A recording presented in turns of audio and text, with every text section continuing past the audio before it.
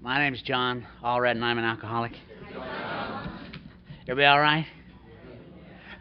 It's been a great conference. You enjoyed it? I just had a great time. It's been wonderful. I want to thank the committee and all the hard work that they have put into this for inviting me to come down and share this evening. They've had a great lineup. Daryl kicked it off last night with a great job. Those of you who missed Daryl missed a great talk. And Bo, Al-Anon, I like Bo. You know, he's an Al-Anon, and I like him. He's just a great guy. And his wife Shirley's going to talk tomorrow. You want to miss her tomorrow morning. And then Brittany, our little Alateen speaker this afternoon, made a great talk. It was really one of the best talks I've heard, Brittany. It was great. And I hope nobody, if this is your local conference, you're here, and this is the conference you come and support, I sure hope you don't take this for granted. Because this doesn't just happen. It doesn't just come off. And it can go away. You know, it can vanish next year. You know, the local conference I used to go support up in Dallas was called Lone Star Roundup. And Lone Star Roundup is a great conference. I guess it's been about 5-6 years ago. There were 4,000 people attend Lone Star Roundup. You know, it was a big conference. It's held in it got too big for the hotel. They moved it to a convention center. And that was just 5 years ago. Today, there's no Lone Star Roundup. You know, so please don't take this for granted, that you think you can just come here every August and participate in this great event. Because it only happens if you all make it happen. If you all come out and you get active and you support it and do the things that are going to be required to make this happen. You know, because it doesn't just happen. There's a lot of thankless jobs that go on in putting on a roundup. And I want to thank the committee for doing it, because it's just been a wonderful time down here.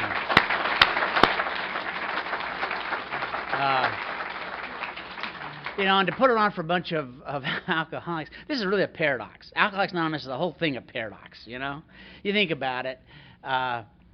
Here it is, it's Saturday night. All the alcoholics are in here talking about God, and all the Baptists are out there talking about the alcoholics. How's that work, you know? You come to Alcoholics Anonymous, you know, and so you're going to get in there, you're going to get active, and they tell you in treatment, those you've been, they say, well, you know, you're going to have to change everything. You're going to have to change your playgrounds, change your playpens, change your playmates, just change all that stuff. And you get in AA, and what's the first thing they tell you? Don't make any major changes till the doctor's comes. First year, you know. Don't make any major, first year, got to go. It's just a paradox, you know. And I love that, you know. I love the meeting after the meeting, when you're out there having coffee and you're trying to help another alcoholic who's usually not there. You know. And you're just talking about them a little bit, you know, trying to help them out.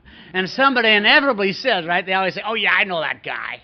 Yeah, he talks the talk, but he can't walk the walk. Who are we kidding? None of us can walk the walk. I mean, if I could walk the walk, I wouldn't need to come to AA.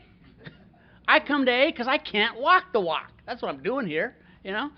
And then you all tell me what to do, and then I may be able to do it for one day, but probably not. So I got to come back to I mean, that's what the book says, doesn't it? Doesn't the book say that? When we get through reading how it works, they read it tonight. How it works. What does it say when it gets through reading how it works? It says, what an order. Can't go through with it. Don't be discouraged. No one. They don't exclude anybody. They don't exclude Bill Wilson. They don't exclude John Allred. You know, they don't exclude anybody. No one can do this deal.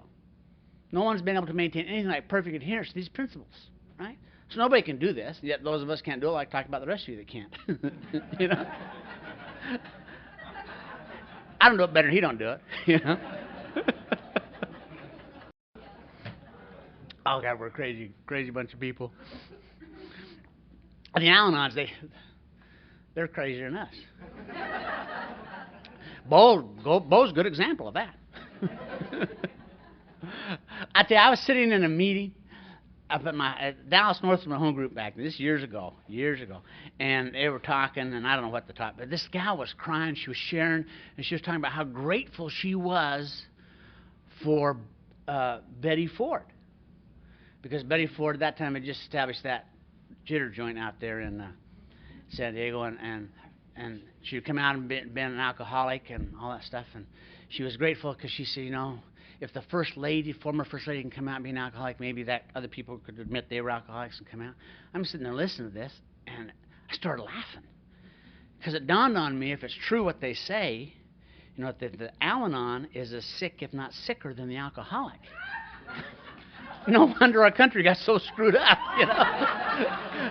We had an Al-Anon running the damn thing for a long time, That's a scary thought. And it was a typical alcoholic Al-Anon relationship, right? Betty did all the drinking, Jerry did all the falling down, It was real typical. I was given the steps in Irving that week, and I shared that with the group. After me, the guy came up to me and said, man, he said, the Al-Anons are hot. They're out front waiting for you to talk to you about that. And I thought about going out the back, and I thought, wait a minute. They're Al-Anons, okay? I'm just going to go out and promise never do that again. I'll be okay,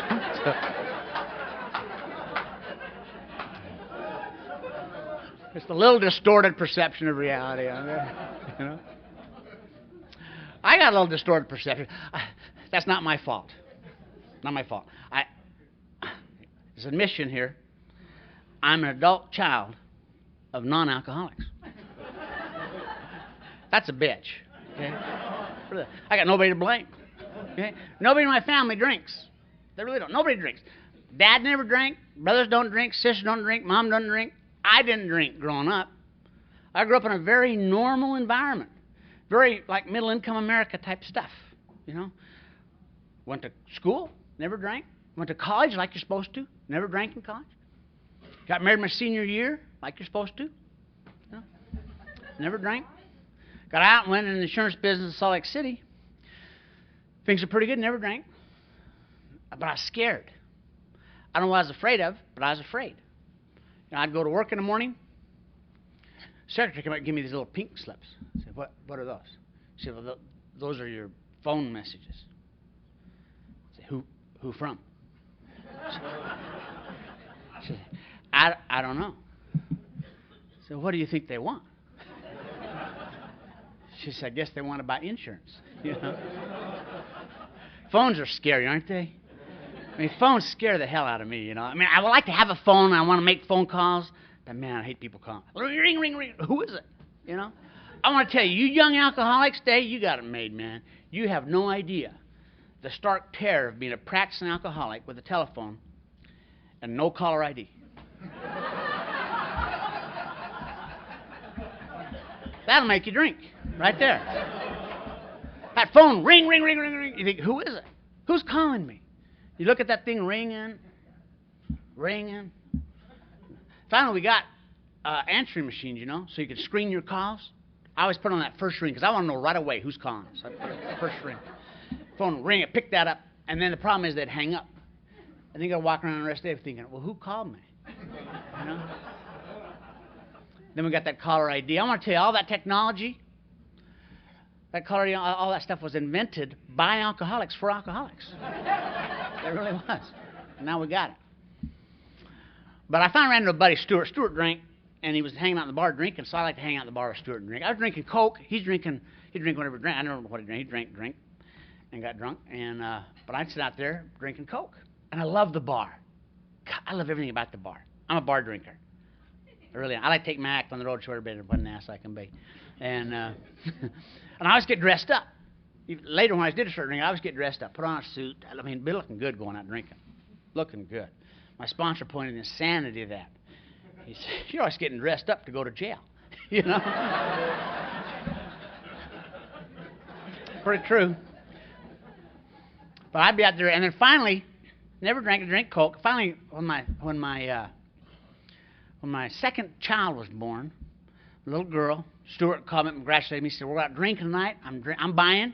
You're drinking. You're going to get drunk. I said, great. I had my first drunk. I don't know. A lot of people remember what their first drink was. I don't know what it was, but I remember when it was. It was when my daughter was born.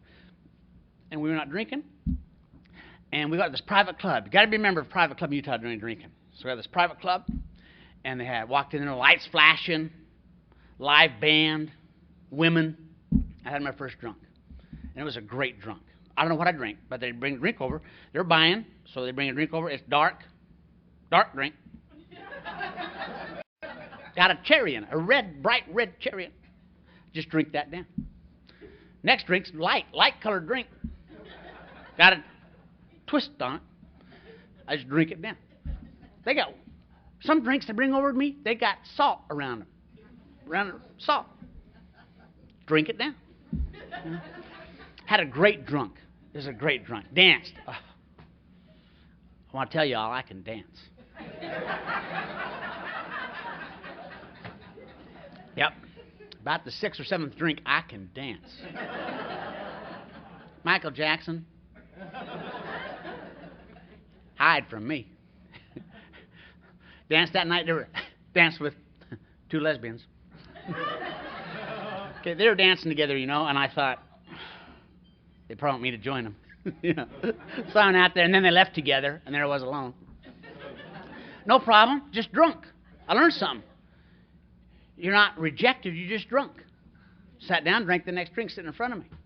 Got up the next morning, really felt pretty good. Didn't have a hangover, a little tired, but felt pretty good. I called up Stuart. I said, Stuart, I had a ball. He said, you did. You flat got after it. I said, think you're going to have a drink tonight? He said, oh, I don't know. He said, I'll probably stop by and have one.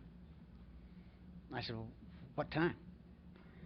He said, well, I got to work till 3 o'clock this afternoon. I said, why don't I meet you at 3:30?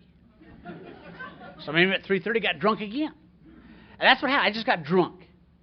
From that first drunk on, I never drank socially. I never got that cocktail or that glass of wine, you know, and visited and talked and sat down and went home. I got drunk. I drink to get drunk. That's what I do. 3 weeks after that first drunk, I remember pulling in front of the liquor store at 10 o'clock in the morning because they open at 10, so I'm on time. Get there at 10. I go in there and I buy 3 little mini bottles of vodka. You know those little mini bottles you get on an airplane? Because, see, they told me you couldn't smell vodka.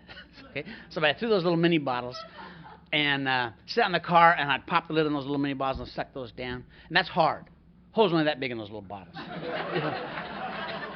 You get a hernia sucking on those puppies, you know. You really will. I'd suck on it, and then I'd be okay to go to work. And my life's changing immediately. I mean, people are starting to tell me that my drinking's out of control. And they just tell you, you're an alcoholic. I want to tell you, once they start telling you you're an alcoholic, you're screwed. Because there's no correct response to that accusation. They say, you're an alcoholic. You can't say, am not. Because then they say, see, denial. First clue about alcoholism is denial, you know. And you can't say, yeah, you're probably right, because in hell you got to go to AA, you know. So you just can't. Once they start, you're just screwed. I asked my friend Stuart. I said, Stuart, do you think I'm alcoholic? And he said, I don't know. He said, do you like the way it tastes? I said, no. He said, well, then you're not alcoholic. I said, well, thank God for that piece of information. You know? He explained to me, he said, alcoholics like the way it tastes. That's why we drink it. Has nothing to do with the effect. Just we like the way it tastes. And he says, so if you start to like the way it tastes, you may want to take a look at that. Never have liked the way it tastes, you know. But they're telling me I'm an alcoholic. And I said, well, what's an alcoholic? I mean, what is that? How do you know you're an alcoholic? What is that? And they say, don't get excited. It's a disease. So fine, let's go to the doctor. Let's find out. Well, we really can't do that. Okay. We can't go to the doctor. We got this disease. We can't go there and have some blood analysis done, blood work done. No? Well, how do you know you're alcoholic? I mean, what's an alcoholic? Can't we go get like an MRI or a CAT scan, something like that? No, we can't do that. Well, how do you know you're alcoholic? Oh, yeah, here's the deal. Y'all want me to quit drinking. Okay? What happens 20 years from now? I find out I'm not alcoholic. I've blown 20 years I could have been drinking. Not going to take that kind of risk. Just not going to do it. Not going to do it. So they give you that little funky test. You know that the 20 questions? I want to know. I can take that test and pass it. Non-alcoholic. I did it 3 times. Because I lie. Okay. In fact, I am so good at lying, I don't know I'm lying. That's how good a liar I am. I don't know I'm lying. I can take a lie detector test and pass it. You're just telling the truth, you know? Because I don't know I'm lying. A lot of people call that denial. You know? But I don't. They ask you a question, does alcohol cause you problems in your life? No. No, I got a lot of problems in my life. But alcohol ain't one of them. Does alcohol cause you problems in your marriage? No. Okay, I got a big problem in my marriage. But it's philosophical, really. Nothing to do with alcohol. We should have talked about it before we got married. My wife thought that when you get married, she wanted to be married, get this, 7 days a week. Okay. I laughed too when she told me that. All week long she wants to be married. I kind of thought, well, let's be married Monday through Friday. Okay, we separate on Friday, party all weekend, come home Monday. It's kind of the way I like to be married. She didn't want to do that way. She wanted to be married all the time, you know, just all the time. Alcohol had nothing to do with it. Does alcohol cause you problems at work? No. No, I got problems at work. But alcohol's got nothing to do with it. My boss thought that when you worked for him, he wanted you to work during the day. I mean, all day long. I'm a night person, really. Function better at night. Bad deal. Does alcohol cause you legal problems? No, not really. No, I got a lot of legal problems. I don't know what I'd done to offend them, but the police were pissed, okay? Because I'm thoroughly convinced they had my license plate and my picture on every cop dashboard in Salt Lake City. Because when they see me, I go to jail. I mean, I can be doing nothing wrong, but if a cop drives by and he sees me, okay, I'm going to jail. I just know I'm going to jail. It happened to me. I'm walking down the street. I'm not bothering anybody. I'm walking down the street. Cop drove by, arrested me. Terrible. Persecution. Oh, okay. It was 3:30 in the morning, but it's a free country. You can walk down the street in America at 3:30. You don't need to go to jail for it. Okay. All right. There's a bad rainstorm going on. 3:30 in the morning, but you could walk in the rain at 3:30. All right, I didn't have a shirt on, all right, I admit that. But I'm a man, I can walk in the rain at 3:30 in the morning without a shirt. It's not against the law to do that. I asked the cop, why did you stop? Oh, okay, I gashed him, had blood running down my head. That wasn't my fault. I'd been in a cab earlier, told that cab driver, I want to get out. He did not stop quick enough. I got out of that moving cab, hit my head on the ground. So I ripped my shirt, had to take my shirt off, had blood running down my head. The cops I stopped to see if you're okay. I thought you'd been rolled, you know. Found out who I was, arrested me. I'm in jail. See, because I got this thing now. This isn't fair. This is not fair. And I'm fixing to write a letter about it. Okay? They got these things. Now, I don't think they got them down here in Texas because I've never been arrested in Texas. But they got these things and they put them out. And now they put them on a computer, and what's not fair is now they're putting the computer in the cop car. They're called warrants. Okay? So they put these warrants out there, and once they get on that computer, they just stay there a long time, you know. They didn't bother to come look for us anymore. They just put out a warrant, you know. Pretty soon we'll show up, you know. So cop stopped, found out I had a warrant, so I'm in jail. And but alcohol had nothing to do with that, you know. Biggest problem I had, timing. My timing was off. A lot of alcoholics got timing problem. And the problem with the timing problem is you don't know whether your timing's off because you're ahead of schedule or behind schedule. So you don't know whether to speed up or slow down. I mean, I'd get arrested and I'd think, oh my gosh, just 1 minute. If I'd have been 1 minute sooner, that cop would not have been in that intersection. I'd have been through that intersection. I'd have been down the road. He'd never see me, and I'd have been okay. And so as I'm sitting in the cop car, I think, well, maybe I should have been 1 minute later. Then he'd have been through that cop car, and I'd have been there. So your timing's bad. So I'm sitting in the bar, and I'd think, I wonder if it's time for me to go. It's just a hard thing. Your timing's off. You don't know what's going on there, you know. So I say, you're an alcoholic. I say, well, what is an alcoholic? How do you know you're an alcoholic? And they'd say, well, you drink too much. As soon as they told me I drank too much, I know I'm not an alcoholic. Because I never drank too much in my life. In fact, I'll tell you a secret. There's not an alcoholic in this room that ever drank too much. It's impossible for an alcoholic to drink too much. You can't do it. See, I am an alcoholic. Not because I drank too much. I'm an alcoholic because I couldn't drink enough. You ever drink enough? I can see some alcoholic from this group, you know. You go to the bar, you have a couple cocktails, bartender says, "You care for another cocktail?" Oh, golly. Saturday night, church tomorrow. I think I've had enough. Never had enough. I mean, I go to the bar at noon. You ever get there at noon, start drinking at noon? It's now midnight, right? You've been drinking 12 hours in the same bar. And you're drunk. Hell, I know I'm talking about it. To my buddy Stuart. Whew. God, I'm drunk. This is me too.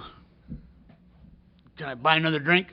See, never had enough. Well, if you can't drink enough, it's impossible to drink too much. You'll never do it. See, normal drinkers, Bo and his group, normal drinkers can drink enough, but not, and occasionally they might drink too much, but not very often. But if you're an alcoholic like I'm an alcoholic, and you can't drink enough, it's impossible to drink too much. That's why they don't understand me. Because they can drink enough, I can't. So when they say you're drinking too much, I don't relate to that. Because that's not my problem. In fact, when I drink, it's incredible. It's like a little bomb goes off, and it just fills every empty pour I got. And I am happy, joyous, and free. And you want me to quit? Why would you quit? You ain't going to quit. In fact, when I quit, when I'm not drinking, man, I'm driven by 100 forms of fear, and I'm restless, irritable, and discontent. But when I drink, I'm okay. I ain't going to quit for that. In fact, in the book, after the steps, after the 9th step, we got promises, right? Promises come true in the book. After the 9th step, we're going to get these promises. I want to tell you, when I drink, those promises come true in my life. Every single time. I don't know about you, but after that first drink, I begin to know a new freedom and a new happiness. After 3 or 4 drinks, I don't know about you, but that fear of financial insecurity just kind of slips away. Hell, we don't need money. I got checks, you know. We're okay. And it's amazing to me. Happens every time. But after 7 or 8 drinks, I don't know about you, but I intuitively know how to handle situations that are baffling me. It's amazing how that works. After 9 or 10 drinks, I begin to comprehend the meaning of the word serenity. It's incredible. And it becomes real clear after 12 or 13 drinks that alcohol's doing for me what I can't do for myself. You know? And you want me to quit. Now, here's the reality. When I came into AA and they read me those promises, I thought, what kind of Mickey Mouse program have they got going here? You know, what I really need is a promise. I want you to promise me that if I quit drinking and I do this stuff, I'm going to get a job. And I'm going to get a place to live. And I'm going to get a car. I really need a girlfriend bad. It's been a while, guys. I need a girlfriend, okay? I got to have a promise there. And those are promises I kind of thought you ought to have. And so you got all these other promises, you know. The truth is this. My whole life, I have insisted on having those promises in the book. I demand to have them. I'll do anything to get them. Alcohol, you can go through every one of those promises. Alcohol gave me those promises. Now, the reality is if I don't have a program that's going to give me those promises without drinking, I'm going to go drink to get them. Because I got to have them. I got to have those promises in my life. I will do anything to get them, including drink. Because drinking is going to give them to me. Every single time. So I got to have a program without drinking that's going to give me those promises. And the only program I know that allows that, or that has that, or involves that, is a program of Alcoholics Anonymous. They don't come until after step 9. So you can jack around by attending all the means you want to attend and not work the steps. And you know what? you're going to go drink to get the promises. You will leave a meeting one night, not having worked any steps, and you'll go get drunk. And you'll think, what happened? I attended a meeting. You needed the promises. And you need to get them. You don't attend meetings to get the promises. You work the steps. I didn't know any of that then. All I know is that, man, alcohol is working. It's working for me, you know. Now, I did have a problem. My brother said, the folks think you're crazy. They're going to lock you up. And so you better straight up fly right, or they're going to lock you up. They got the judge ready to commit you. They're going to sign the commitment papers, and they're going to commit you and lock you up because they think you're crazy. And that's when it came to me. Utah is at a high altitude. Did you see the Winter Olympics when I was there 4 years ago? It's up in the mountains. It really is up in the mountains. It's a scientific fact. People who live at high altitudes for prolonged periods of time have thinner blood than people who live at low altitudes. That's true. I saw that on the Discovery Channel. Okay? Well, I've been living in Utah my whole life. I got to have thin blood. You party hard on thin blood, you have a problem. What I need to do, I need to get to sea level. Thicken up my blood a little bit, I'll be okay. You know. So I called a buddy who lives in Seattle, that's sea level, told him about these problems I got. He said, man, why don't you get away from there, come up here, put your life back together. I said, Steve, I don't want to impose on you and Gail, 5 kids. He says, no imposition. I said, I'll be there Tuesday. So I moved to Seattle. Wasn't doing anything in Seattle, just doing a little drinking, working on thickening up my blood. And when you're in that kind of condition, the next logical thing you want to do, when you're in that condition, hell, you're going to want to gamble. Best time to gamble is when you're unemployed. And so I started playing poker up there. It was legal. And then I started running down to Nevada, playing the casinos. I found out, who am I kidding? I'm just going to move to Nevada. So I moved down to Nevada and bounced around. That's real thick blood down there. It's lower than sea level. Bounced around Las Vegas, ended up in Reno, Tahoe area. Wasn't doing anything, just doing a little drinking, playing a little poker, working on thickening up my blood. A buddy of mine calls me from Utah, invites me to come over that weekend. Shouldn't have gone, doing real good. But I go over there, met him at a place called the One More Time Club in Salt Lake. And I fell in love. She was at the bar waiting, always at the bar waiting for me. I go right today. I know, I go to the bar, she'd be there. And I want to take her out on a date. She couldn't go out Saturday or Sunday. Had to stay till Monday. Supposed to go home Sunday. Should have gone home Sunday. Stayed till Monday. We got Monday, and it was a bad date. You know you got a bad date when you invite them to dinner, you know, and then they really want to eat. Because I never eat when I drink, you know. You don't put out a fire you just started. And so she's eating, and I'm drinking. Well, I'm a gentleman, sir. Every time I order me a whiskey or her glass of wine. Well, the woman ain't keeping up. Her wine's stacking up on her, you know. Now, to keep from being embarrassed, I got to drink my whiskey, drink her wine. It was just a bad date. She finally said, take me home, and I want to take her home. So I took her home, dropped her off, went over to Price's house, knocked on his door. I had a gallon of wine. She said she liked wine, so I bought a gallon, you know. And knocked on his door, and he opened the door and thought you had a date. I said, that damn woman. Went in there. That Monday was October 6, 1981. And we started drinking that wine, and we drank that all night. And I said, now tomorrow, Tuesday, October 7, 1981, hit the town one more time, then I got to get out of here. High altitude drink will get me in trouble. So we went out Tuesday drinking and started at the Joker Club. Joker Club was not a private club. It was just a little 3-2 beer bar. Okay, I'll be honest about the Joker Club. It was a topless joint. And it wasn't a very fancy topless joint. The Joker Club had one dancer in the whole place, you know. And you had to be drunk to appreciate her. I mean, sad place. So we started there, and then we went over to see the fast show at the Hilton. Started at 6. So we went over to see, and I remember the fast show, and then I blacked out. I black out a lot.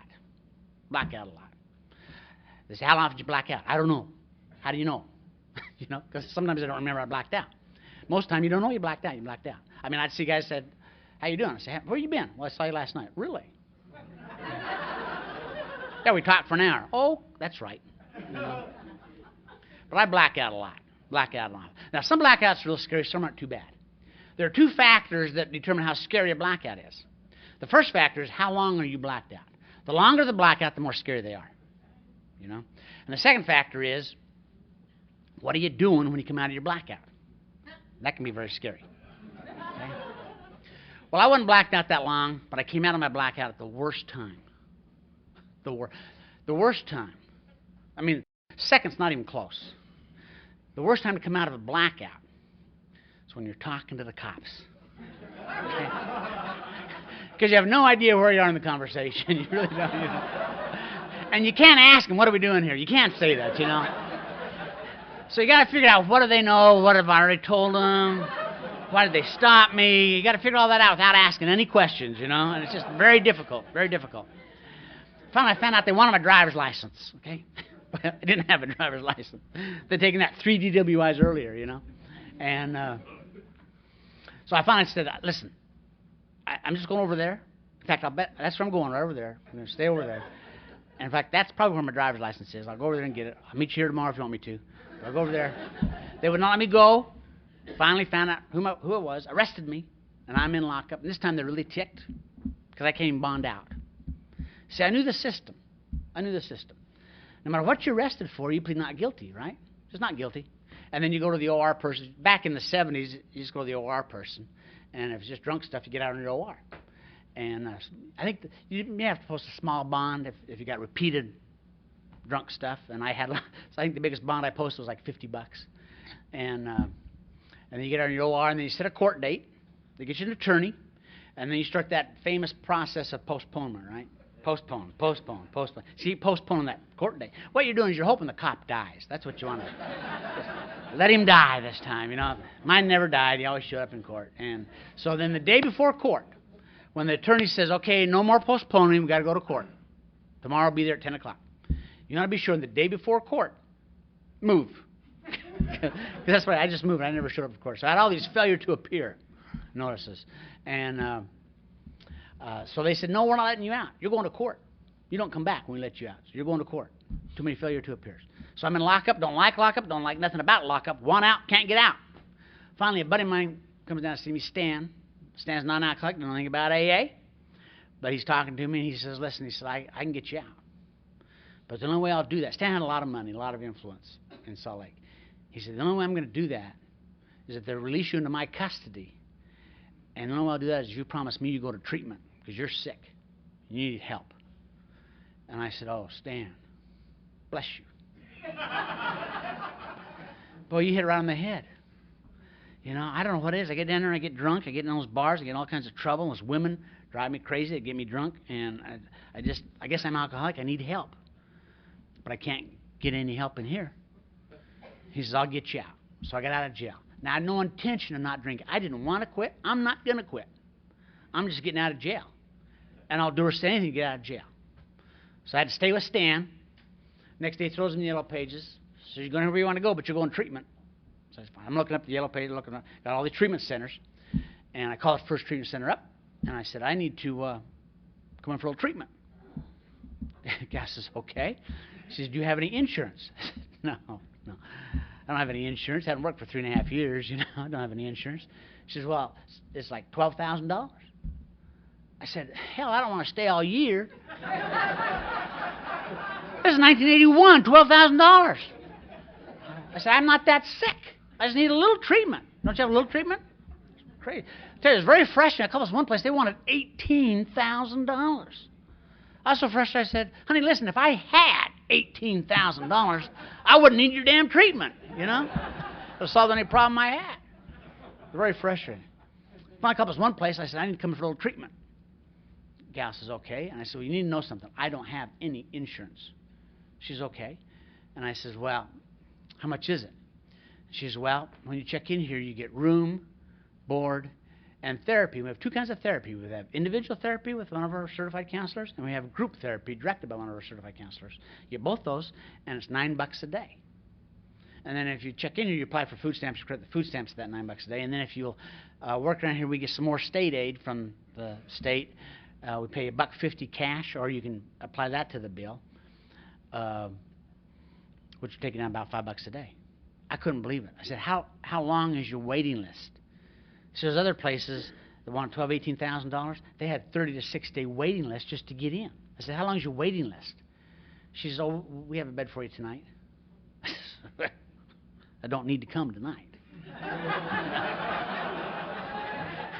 She says, I think you ought to come tonight. Okay, now I got a problem with this place. Think about it. They got bargain rates, $9 a day, room, board, therapy. They can't fill their beds.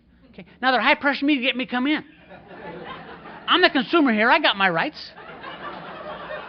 I said, honey, listen, you make reservations for Saturday, or just forget the whole damn deal. So she made them for Saturday. And I didn't drink, hung out, stand, didn't drink. Saturday came, I drove down there, parked in the parking lot. I sat in that parking lot for hours, sitting in the park, watching them go in and out of there, in and out. I wanted to see, what kind of person goes to a $9 a day jitter joint. Right? So much in and out of it. Those guys going in there, they were alcoholics. You could tell looking at them. I wonder just go in there, look at that guy. He's an alcoholic. You can tell looking at that guy he's an alcoholic. No, he belongs in there. Needs to be there. I wasn't an alcoholic, but it fit my budget, so I checked in. And nothing happened Saturday. I filled out a whole bunch of papers. Got my room at a nice place, clean place. Sunday came, had my first exposure to Alcoholics Anonymous. Two guys from outside came in, the chair me. We sat in the lunchroom, 36 of us, all men, sat in the lunchroom. Had my first exposure to AA. These two guys from AA talked for a long time, didn't listen to a thing they said, don't know what they talked about, nothing. I'm watching everybody else, trying to figure out how you do AA, right? How do they do AA? So I'm watching them to figure out how to do AA, right? And I'm a real chameleon. I'm going to fit. I'm going to be able to figure out what we're doing. I'm going to blend.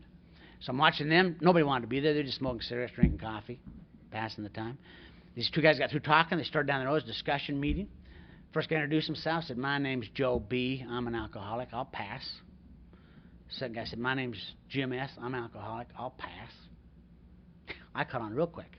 Okay, what they do in AA, they give their first name, last initial, and then admit they're alcoholic, and then pass. There's something magical about doing that. If you admit you're alcoholic to this group, it'll just take that burden of alcoholism off your shoulder, sit it over there. So it got to me, I did it right. I said, my name is John A. I'm an alcoholic, and I'll pass. Nothing happened. Not a damn thing happened. Well, obviously, I'm not an alcoholic, And if I do have a little bit of alcoholism in me, Alcoholics Anonymous must be real for really simple-minded people, if that's their program. It's just a simple-minded program, It's not for me. Now, as distorted perception that is of AA, that was my perception of AA. It ain't for me, and I'm not an alcoholic anyway. That was on Sunday. Monday, I had to meet my counselor, Dale. Lovely lady. Talked to her for my hour. Private consultation with my counselor, Dale.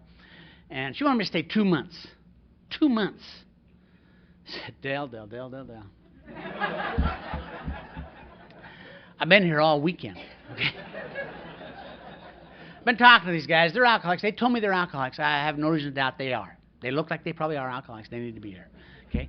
I don't know whether I'm an alcoholic or not, but I'm too busy to stay 2 months. I cannot stay. I'm busy. She said, you're busy? I said, yes, I'm busy. She looks through her papers. She looks up and she says, exactly where were you working? Well, I'm not working, but I'm busy. Okay? Isn't that true about alcoholics? Alcoholics are the most busy, unemployed people you ever want to meet in your life.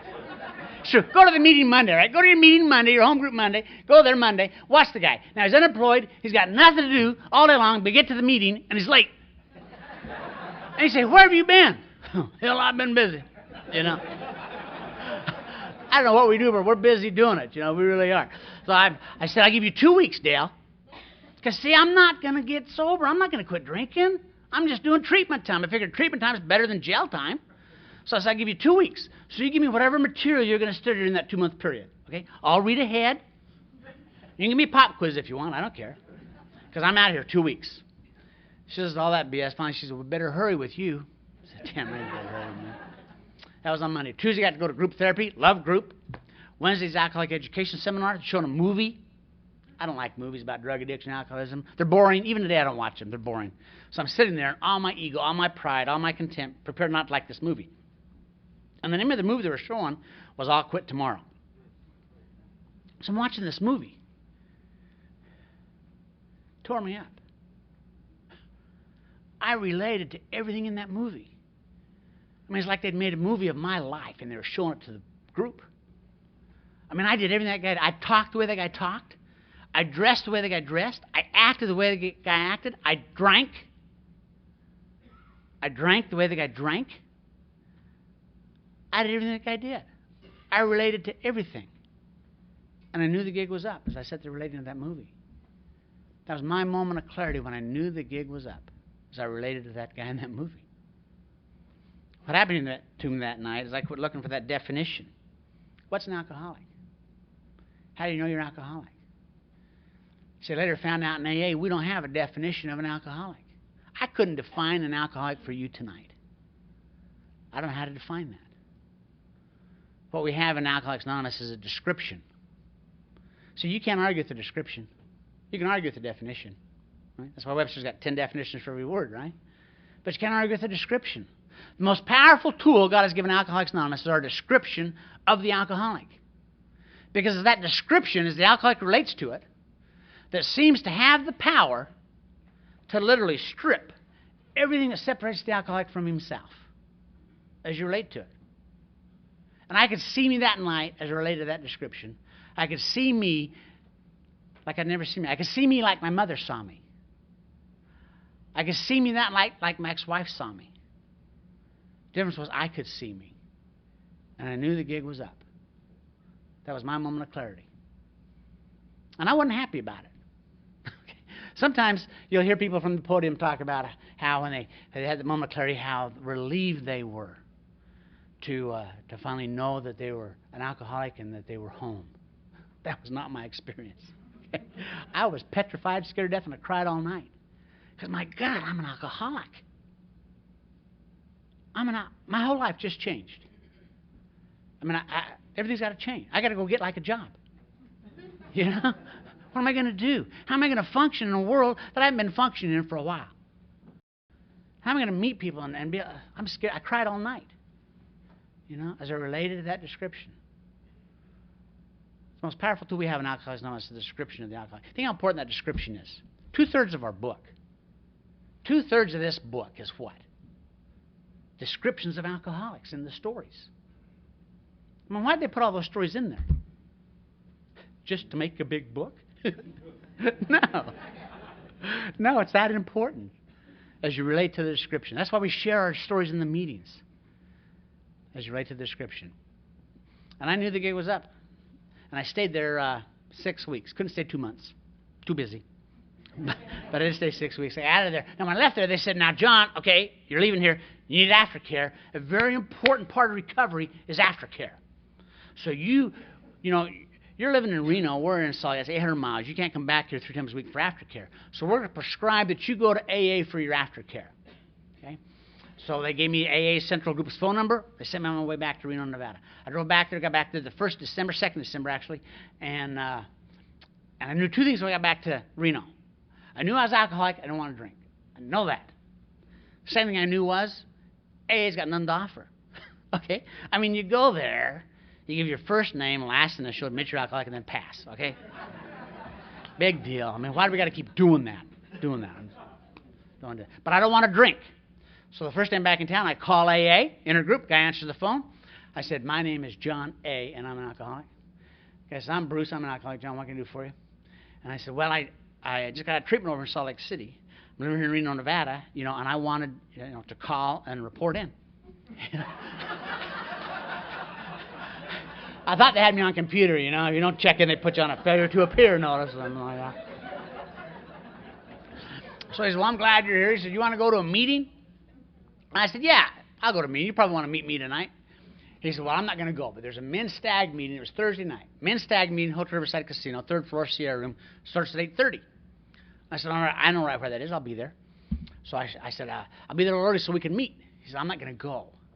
I said, well, call them, and tell them that John A. is, coming to their meeting tonight. He said, don't worry, they'll be there. So I show up 8:15. First presentment in Alcoholics Anonymous. I called, made reservations. Guy didn't know. The guy did not call him, tell him John A.'s coming to the meeting. Just some guys sitting around drinking coffee. Nobody said, oh, you must be John A. No, none of that.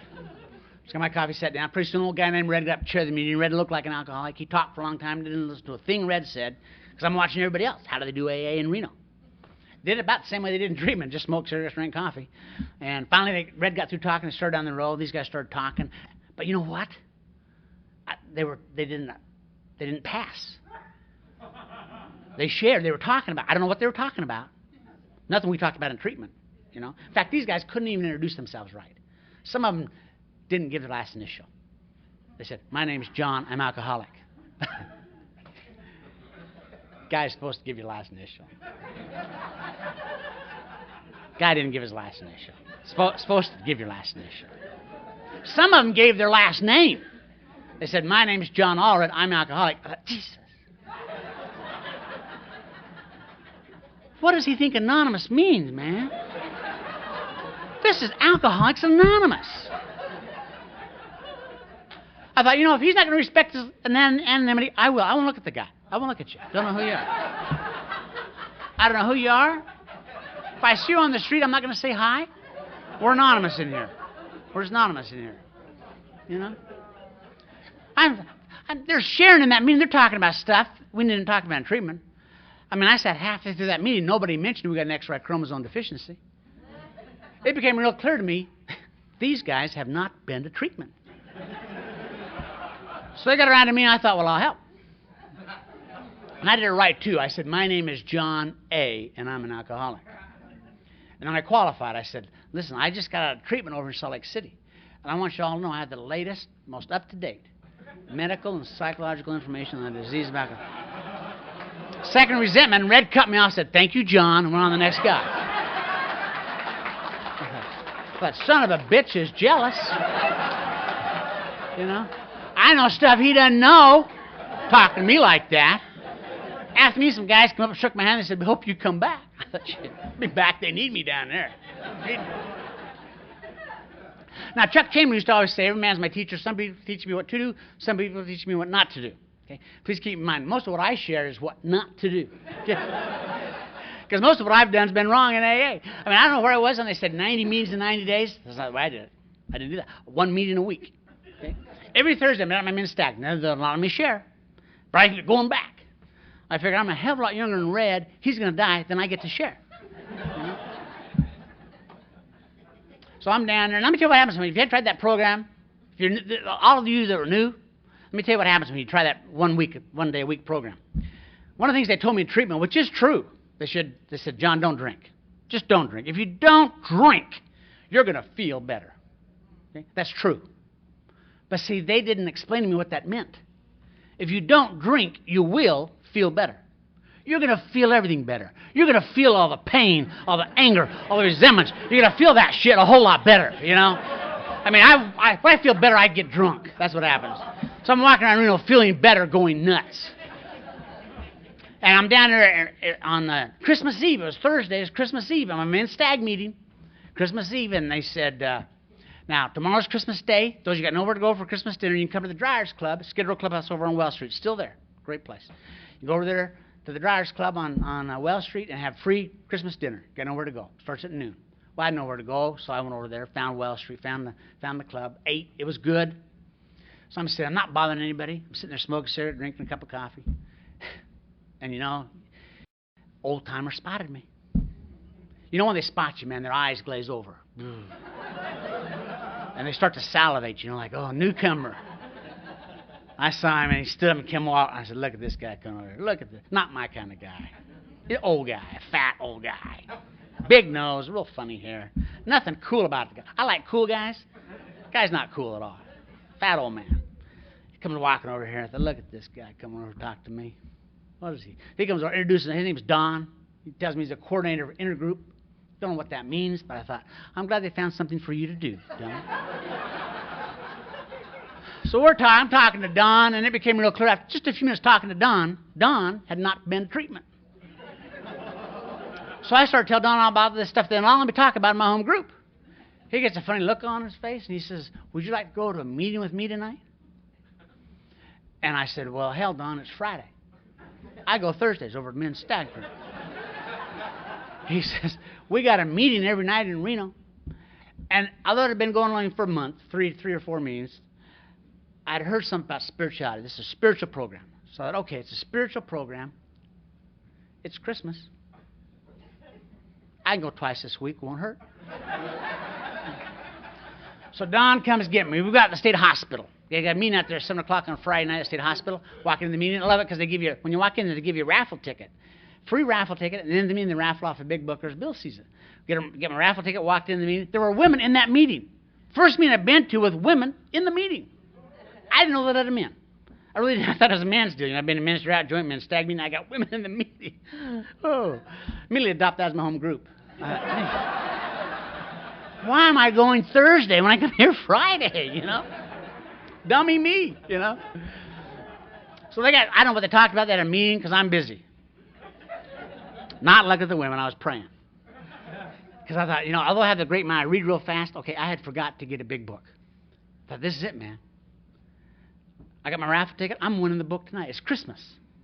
This is going to be God's gift to me on Christmas. The only Christmas gift I'm going to get this year is going to be from God, and it's going to be the big book of Alcoholism Anonymous. I'm winning that book. So I'm praying hard for that book. I want that book.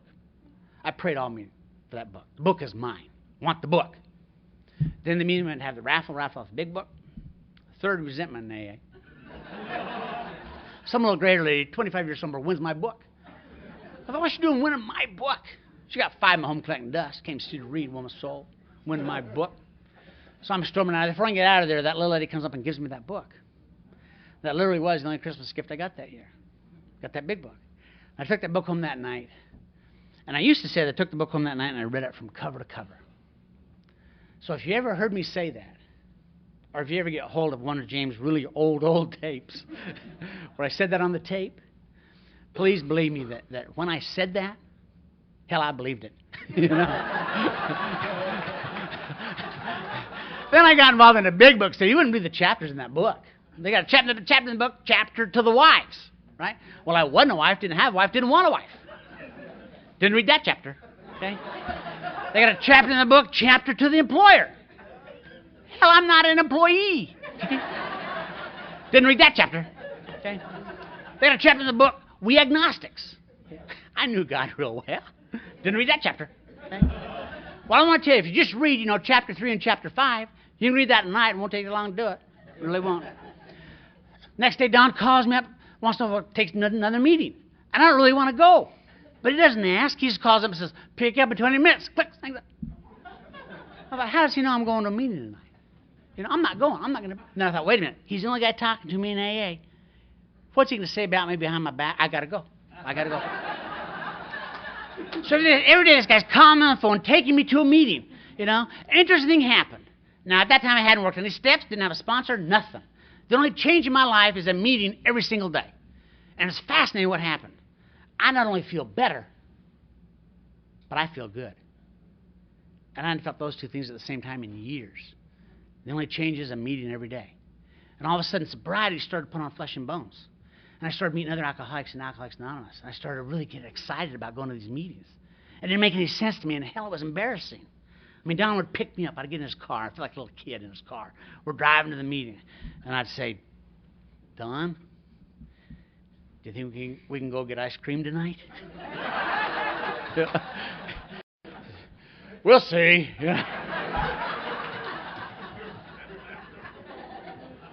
But it was exciting, and I was going to these meetings, and I was going down to intergroup. I started going down to intergroup during the day, drinking coffee, meeting other alcoholics, talking to Don. It was exciting. I'm down there a week later. It was Christmas Eve, Thursday, New Year's Eve. A week later, New Year's Eve on Thursday, I'm down at intergroup, going to my men's stag meeting that night. Phone rings, intergroup. I grabbed the phone. This young kid named Glenn. Glenn's 17 years old, wants to know how to stay sober New Year's Eve. I said, why? Damn, Glenn, you're 17. It's New Year's Eve. Okay? Call tomorrow. We're open here tomorrow. Don grabs that phone away from me, So when he passed the rule at Central Office, you have to have 6 months or more sobriety to answer the phone. Put a big sign above the phone, must have 6 months sobriety to answer a phone, My fourth resentment in AA. Don talked to me. I don't know what he said, gave me his phone number, not give him my phone number. But the next day, Don calls me and says, hey, Glenn stayed sober, wants to go to a meeting. I'll pick you up. Great, my first 12-step call, right? So Don comes and gets me. We go get Glenn. We're going to State Hospital where I got my big buck. So we get Glenn in the car. We're going to State Hospital, my first 12-step call. We're driving in the car. And damn it, Don's just driving the car. He's not preparing Glenn for AA. I thought, hell, I got to do it all. I just got to do it all. So I started telling Glenn about it. I said, Glenn, you're going to love this meeting. I'm going to tell you. You get women your first meeting, okay? I didn't know they were there for a month, okay? And I've been to a few groups. I want to tell you, this group's got the best looking women in Reno. You want to come back here with me next Friday? I'll bring you back here next Friday. You want to come back here next Friday? This is great. And then when we get there, they're going to give you a raffle ticket. Okay, hang on to that raffle ticket, because it doesn't mean they raffle off a big book or as Bill sees it. I suggest a big book. And if God loves you, you'll win the book. Don said Don just drives to the meeting, you know. So we get to the meeting, we get a raffle ticket, we sit down, and I don't know what they're talking about because I'm busy praying for Glenn. I thought, come on, God. Oh, God, let Glenn win that book. If Glenn can win that book, okay, after I prepared him like I have, this will be proof that God is working in his life and he'll stay sober forever, right? So I'm praying for Glenn to win that book. And not that it really matters, but if he stays sober, that would give me 100% 12-step call success rate. I'll be writing articles in the grapevine, how to have 100% 12-step call success rate. It'll just be wonderful, you know. So I'm praying for Glenn. Then the meeting, they went to have the raffle off the big book. I won the book. Don turned to me and said, see how that works? I said, yeah, I signed and gave it to Glenn. That's where Glenn got his book. Okay? Glenn's sober today because I gave him that book. Now, that little experience early in my sobriety taught me a lot, because it taught me how God works. Because God works through people. See, whenever God works, it's a win-win situation. It's a win-win deal. Always two winners when God works. It's a win-win deal whenever God works.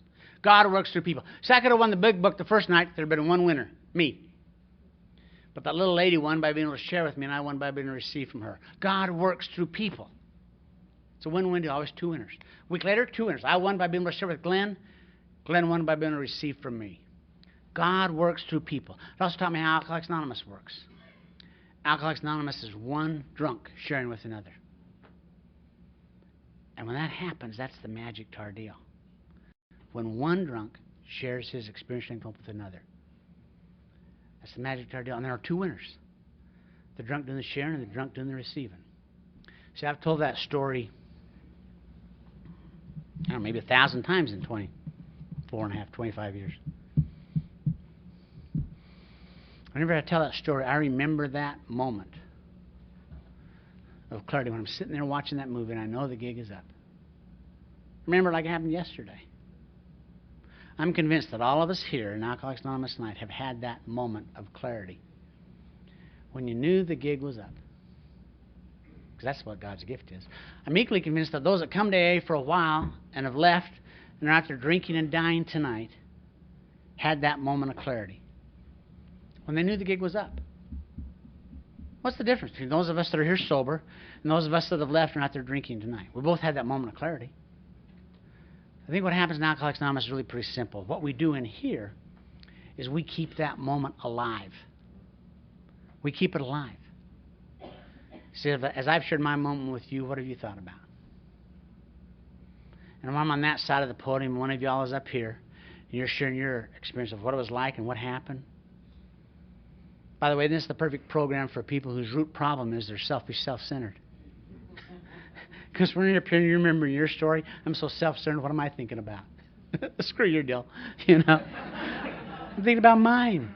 We keep that moment alive. And nowhere can you keep that moment alive but when one alcoholic shares with another. You can't keep that moment alive by sharing with your doctor. Your doctor doesn't need to hear it. It ain't a win-win deal. My life depends on hearing about your moment so that my moment stays alive. You can't keep your moment alive by sharing with your therapist. Therapist doesn't need to hear it. I need to hear about your moment so that my moment stays alive. It's only a win-win deal when one alcoholic shares with another. We keep that moment alive. What happens when you lose your moment? You take drunk. You know? We keep that moment alive. What have we shared? We've only shared two things. How powerless I was over alcohol and how unmanageable my life was. And that moment of clarity, I want to tell you a secret. It's not a secret. It took me a while to learn it. That moment of clarity is God's gift, and it usually happens before AA. We assume you've had that moment when you get here. All we do is we keep that moment alive. And the proof of that statement is your last drink. I'm willing to bet a whole lot of money that when you had your last drink, you sat it down, you had no idea that was your last drink. I didn't. Hell, if I would have, I'd have done it different. You know? What happened? What happened? It's called divine intervention. Something happened. You know? And it happens to every alcoholic. It's a gift. And every alcoholic gets a shot at it. Some of us more than one. It's what we do with that and keep it alive that matters. Because in here we keep that moment alive. And it's been an incredible journey for me. You know, I have 311. I don't know where I am right now. I am right now on a path that I've never been down before, that is scary as it can be. And I just started the path. And there's not a lot to report on that, other than how I got there. How I got there was I've got a lovely wife that she's been with me here at the convention. I just love her to death. She's perfect for me. You know, we have a great marriage. We've been together. I'm glad she's not here right now, but we've been together about 16 years, 15 years, something like that. We've been married about 8.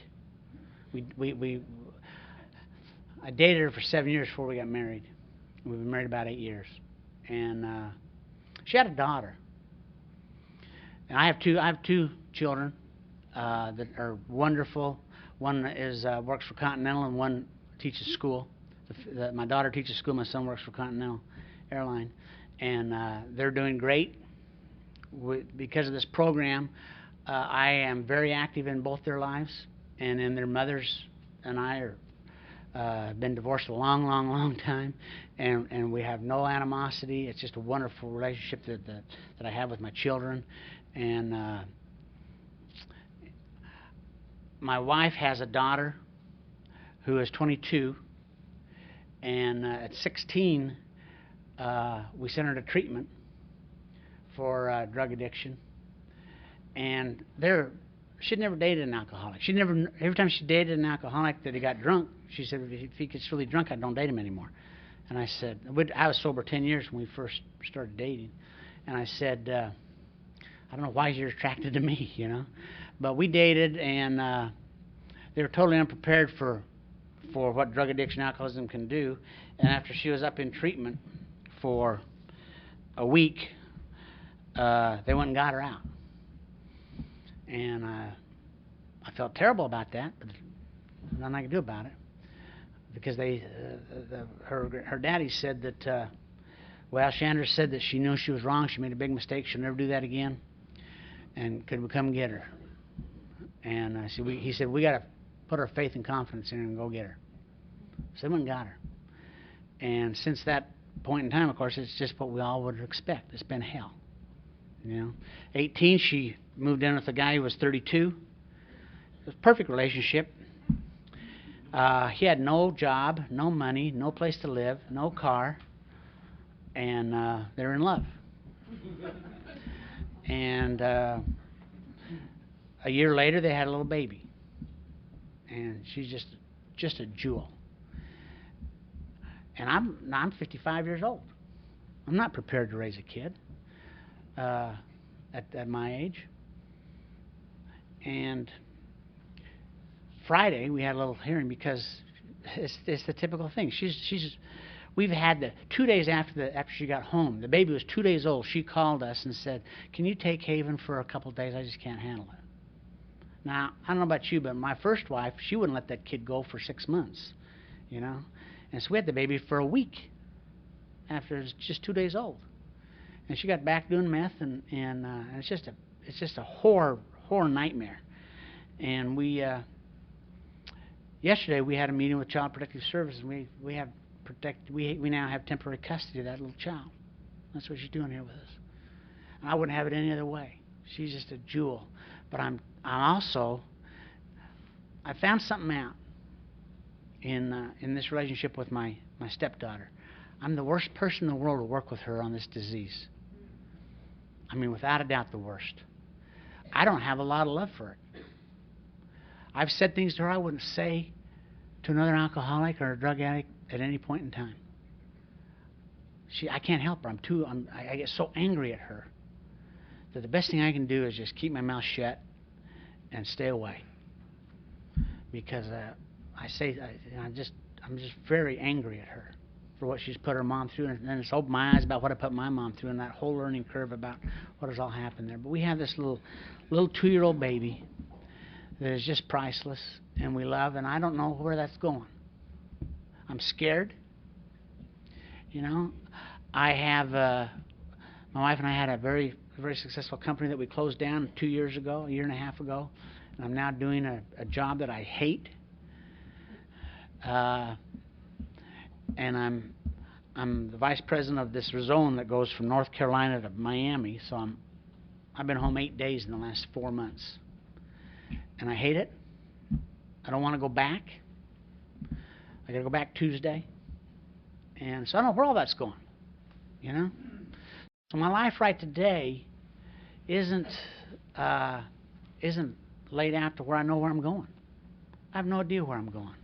I have no idea how we're going to take care of this little baby. Or if that, just today, Chandra found out, because she wasn't at the hearing, she found out that we've been given temporary custody until they go down there, and she's calling her mom every name in the book.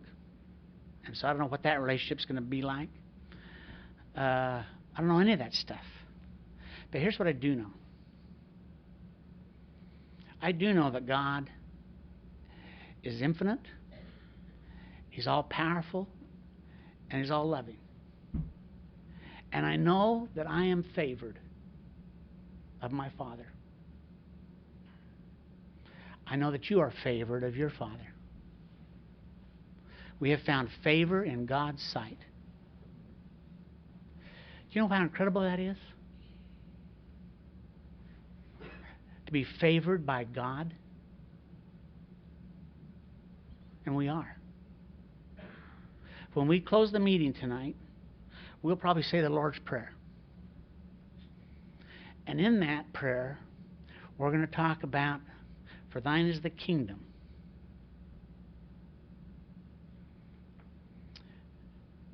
Bob White used to always talk about that. And he used to say, I've never seen a kingdom without a king.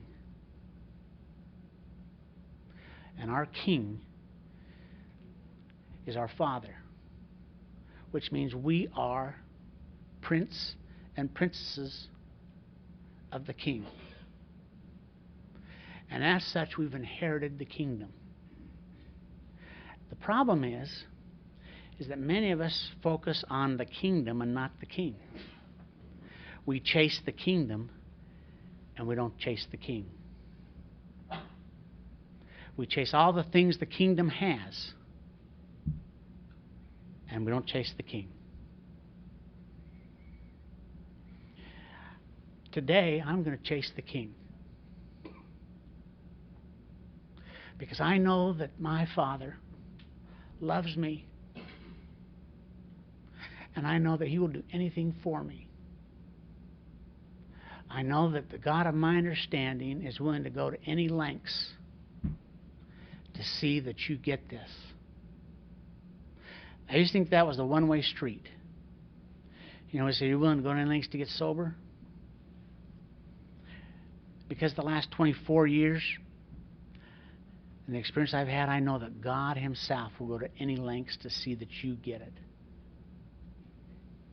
That you get whatever it is you need in His kingdom.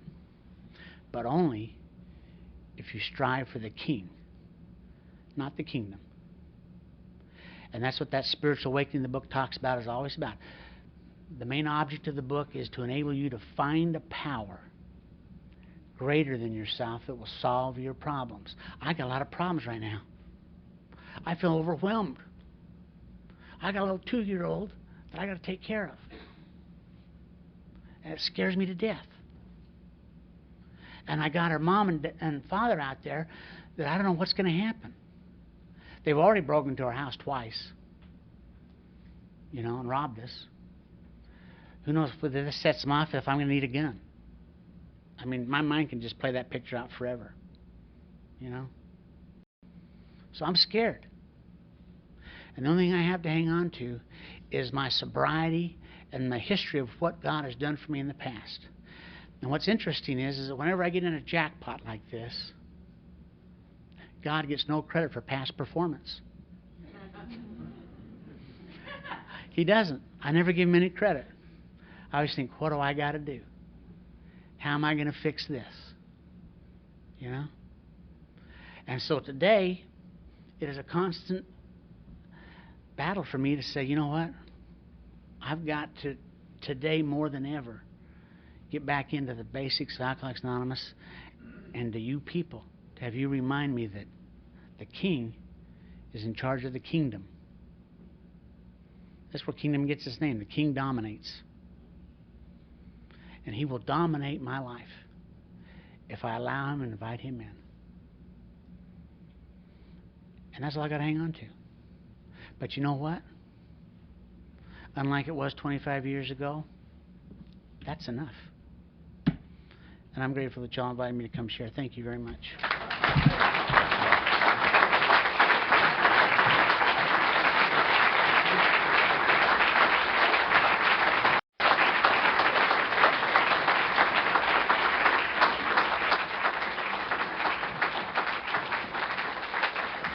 Woo, great job.